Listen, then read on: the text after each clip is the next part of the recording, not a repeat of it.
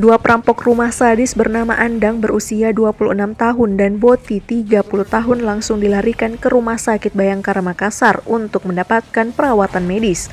Usai ditembak oleh tim Jatanras Polrestabes Makassar, Sulawesi Selatan pada Kamis pagi tadi.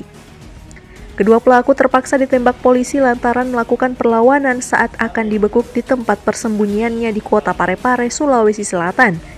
Dalam catatan kepolisian, kedua kawanan rampok ini diketahui melakukan perampokan di rumah seorang dosen di Jalan Sermani, Panakukang beberapa waktu lalu.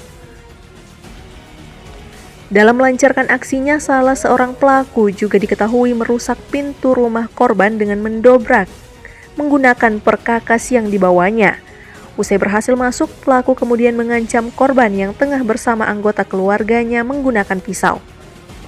Sementara rekannya yang lain bertugas untuk menggasak perhiasan emas dan barang berharga milik korban sebelum kabur. Menurut Kasubnit 2 Jatanras Polrestabes Makassar, Ibda Nasrullah, kedua pelaku tercatat sebagai pelaku kambuhan yang telah melakukan aksinya di sejumlah kabupaten di Provinsi Sulawesi Selatan. Selain menangkap pelaku, anggota juga melakukan penyitaan terhadap barang bukti senjata tajam dan hasil kejahatan pelaku.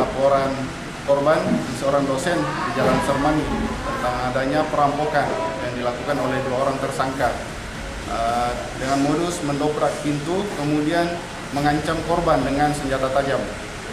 Yang satu mengancam, kemudian yang satunya lagi mengambil barang-barang berharga berupa emas, uang, laptop, HP, dan alat elektronik lain. Tersangka berada di Pare. Kemudian kami melakukan pengejaran ke sana dan alhamdulillah jam 03.00 kami melakukan pengepungan yang kami duga sebagai tempat persembunyiannya di dua tempat. Dan tersangka berada di tempat itu. Kami lumpuhkan pada saat pengembangan penunjukan tersangka di daerah Goa mencoba melarikan diri, berikan tembakan peringatan tapi tidak diindahkan, maka anggota melakukan tindakan tegas dan terukur, kemudian langsung membawa ke Rumah Sakit Bayangkara untuk mendapatkan perawatan.